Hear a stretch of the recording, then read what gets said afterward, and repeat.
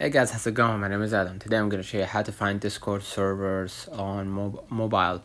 So first of all, go ahead and enter the Discord. And if you have servers, you're going to be able to see them right here on the column on your left, right? You're going to be able to enter, like either of them, and then just go ahead and chat with your people.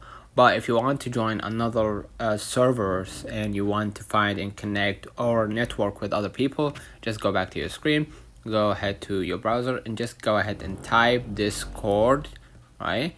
Discord servers, all right? And basically by typing that, you're gonna be able right here to see, the Discord servers that you can join into right here for designing or Roblox or any other community. You're gonna be able right here to see the communities that you can join into, to connect and, get along with new friends. So let's put it in the comments if this video helped you.